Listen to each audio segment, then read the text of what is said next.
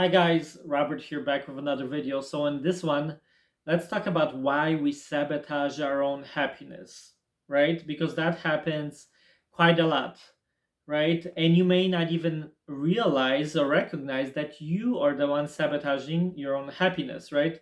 After all, this is what we strive for, right? It's how to be happy, right? How to have a happy life, a happy marriage, a happy work, career, right? It's all comes back to us being happy, right? And we equate that with kind of being fulfilled in life, right? When we're happy, you feel also fulfilled, right? Because at some level, at some point in this life, happiness is what it's about, right? Because if every day is miserable for you, well, that's not a life, right? That's not going to be a fulfilling happy life. So why do we sabotage it, right? Because we do nobody else. You may realize, that once you kind of stand back and are self-aware a little, right, that you are the one sabotaging, right? So let's say you make a vow to start being better, doing better, right? And you take certain steps towards doing so, right? And it brings you joy. You're very happy. You're very content. You're, maybe excited about what is going on and prospects for the future, right? And you're in this very blissful state, right? And then it's like something doesn't want you to be happy, right? Something comes along or someone comes along that will say something or do something, right, to you that makes you revert back into your unhappiness, into your gloom and doom, right?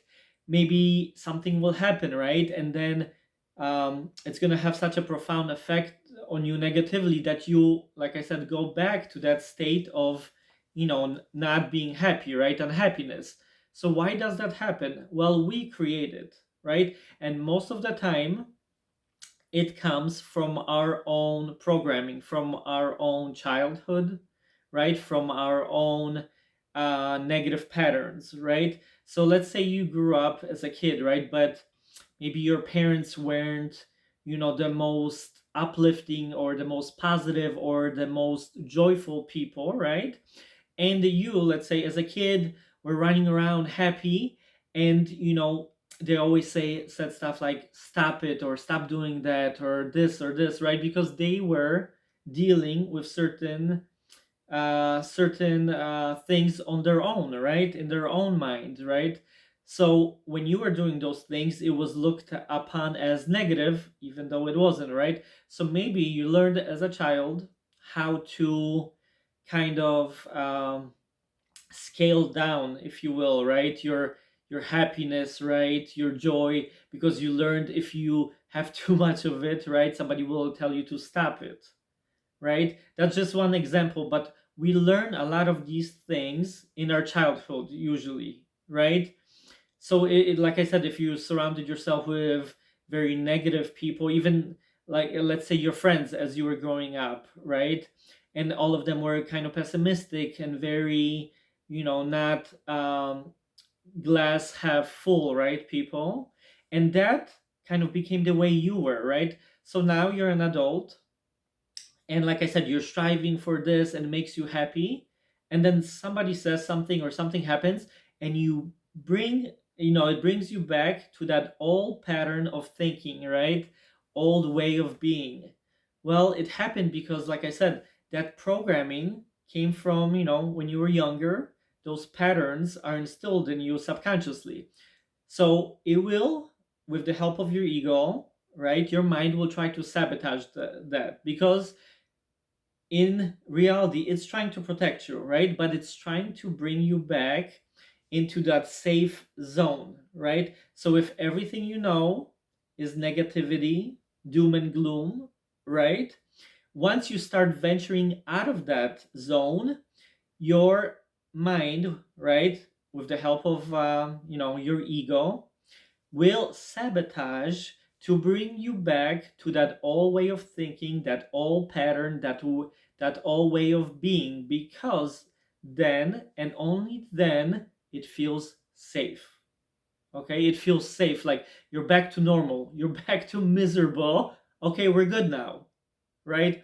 And if you have seen any of my videos, I go into, how important it is, like to change and overcome the programming from your childhood, the subconscious, really deep down inside stuff, right? Because that stuff dictates what you see in your everyday, right? And like I said, you may, put your best foot forward, right, like they say, and try to make these changes, right, in this case, become happy, right, and joyful and fulfilled with your life.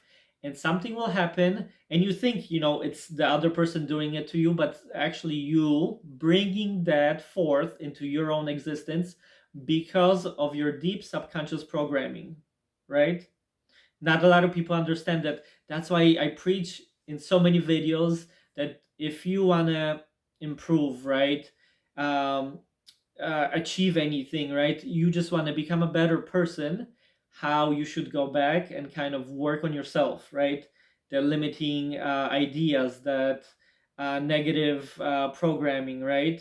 And most of the time it doesn't come from you, it comes from your parents or the people you grew up around, right? And then you see that and you're like a little sponge, you observe it, and it becomes part of your deep deep programming that later on as an adult you get to live out, right?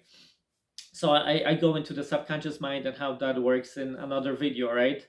But this is very important to realize, right? So guys, if you stayed in, until this part of the video, please subscribe, like, and share this video, okay? Or comment, your own thoughts and ideas about this subject, right? But really, that's how it works, and that's how we self-sabotage, right? It's realizing that we are worthy of joy and happiness and love and fulfillment, right? But to realize that we are also sabotaging ourselves, right? And that's why the scenario which I presented earlier happens a lot of the time until you override some or all of those bad programs that tell you it's safer. Basically, as funny as that is, it's safer to be unhappy and miserable and unfulfilled, right, than to change. But that's because part of the ego, right, it's trying to protect you. So like I said, I hope this was helpful. I tend to ramble sometimes, so I'm gonna try not to do that. But I love speaking about these topics and stuff, and try to help you guys improve and motivate you and maybe inspire you in some way, and maybe if anything, just make you think a little differently, right? Make you maybe I'll say something that resonates with you, and you figure out why you've been doing something, right? So on to the next one, and thanks for watching as usual. See ya.